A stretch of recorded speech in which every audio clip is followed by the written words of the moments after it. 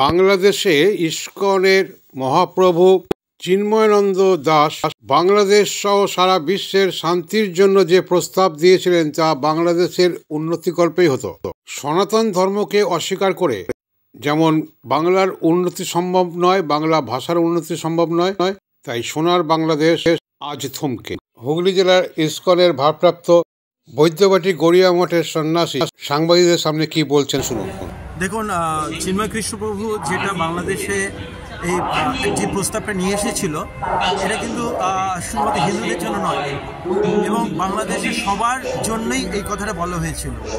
এবং এই প্রস্তাবটা যদি সকারাত্মকভাবে যদি সরকার গ্রহণ করতেন, বাংলাদেশ যেভাবে এগোচ্ছিল, প্রগতি করছিল সমস্ত বিষয় নিয়ে, আজকে আগামী ভবিষ্যতে বাংলাদেশ অনেক এগিয়ে যেতে পারত। কেননা চিন্ময় কৃষ্ণপ্রভু কিন্তু হিন্দুদের শুধু নয়, বাংলাদেশের সবার জন্য চিন্তা করেই কথাটা বলেছিল।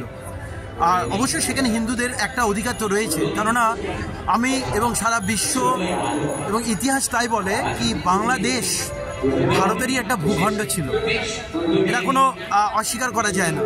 আর সেই হিসেবে যেখানে হিন্দুরা আছেন তাদের একটা স্বাভাবিক জন্মগত অধিকার রয়েছে, আর সেই জন্মগত অধিকার হিসেবে সে স্বাভাবিকভাবে এটা চেয়েছিল, যেটা আইনও তাই বলে। কিন্তু সেটা অস্বীকার তো করলোই। তারপরে তাকে যেভাবে বেআইনিভাবে তাকে অ্যারেস্ট করা হলো, অ্যারেস্ট করে তারপর যে বর্তমানে তাকে এতদিন ধরে রাখা হয়েছে, মানসিকভাবে সে নির্যাতিত হচ্ছে।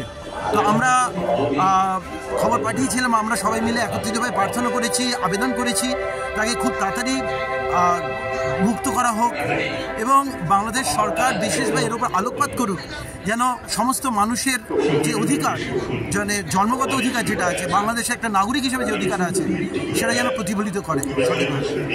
এই যে আপনি একটা অধিকারের কথা বললেন, সেই জায়গা থেকে যারা সনাতন ধর্মী তাদের কি উপর একটা এত বড় একটা আরোপ লাগিয়ে দেওয়া হচ্ছে, সেই ব্যাপারটা আমি যে হিন্দু ধর্মের ওপর, সনাতন ধর্মের ওপর একটা বিশাল বড় আঘাত হানছে, আপনার মত কি বলেন? দেখুন, আঘাত তো এনেছে, শুধু আজকে নয়, বিগত স্বাধীনতার পর থেকেই বাংলাদেশে সনাতন ধর্মীদের উপরে প্রচুর পরিমাণে অত্যাচার করা হয়েছে। সেটা আমি আমার মা বাবার কাছ থেকে দেখে শুনেছি, সবার কাছেই শুনেছি, বিভিন্ন জায়গাতে খবর আসছে, আর এখন তো ভয়ঙ্করভাবে হচ্ছে। বাংলাদেশ থেকে যারা এসেছেন তারাও বলেছে, খবর আসছে ওখান থেকে। তো এই সনাতন ধর্মের জন্য যারা সনাতনীরা, যেটা চিন্ময় কৃষ্ণপ্রভু বলেছিলেন যে একত্রিত হওয়াটা আমাদের প্রয়োজন, এখন সবাইকে এক থাকতে হবে। ইংরেজি একটা কথা আছে, united we stand, divide we fall, কথাটা অত্যন্ত সত্যি কথা। তো এটা আমাদের সনাতন ধর্মের একটা অধিকার আছে, এবং আমাদের সনাতন ধর্ম কিন্তু সব সময় চায় সমস্ত দেশের ধর্ম নির্বিশেষে হোক, জাতি নির্বিশেষে হোক, শান্তি ঐক্যতাটা সনাতন ধর্মেই চেয়ে এসছে। আর আমাদের ইসকন বা চিন্ময় কৃষ্ণ যা কিছু বলেছে, সমস্ত বিশ্ববাসীর, বিশেষ করে বাংলাদেশের সবার জন্য শান্তির খবর দিয়েছে। তো আমরা সবাই প্রার্থনা করছি চিন্ময় কৃষ্ণ প্রভুরকে তাড়াতাড়ি তারা মুক্ত করুক, এবং আমাদের বাংলাদেশের সবাই সুখে আনন্দেতে থাকতে পারে। আর এর জন্য প্রয়োজন সনাতন ধর্মের যে ঐক্যবদ্ধতা, এটা খুব প্রয়োজন। কারণ আমি মনে করি বাংলাদেশ থেকে বাংলা শব্দের, মানে বাংলা ভাষার একটা মূল জায়গা বলতে পারি না, যেমন পশ্চিমবঙ্গ বাংলার জায়গা, তো বাংলাদেশ বাংলার জায়গা। যদি সনাতন ধর্ম না থাকে, বাংলারও কোনো অস্তিত্ব থাকবে না, মানে বাংলা ভাষার অস্তিত্ব থাকবে না। আজকে আমরা বাংলা ভাষার বিভিন্ন ধরনের বিকৃতি শব্দ দেখতে পাচ্ছি, শুনতে পাচ্ছি। কেন?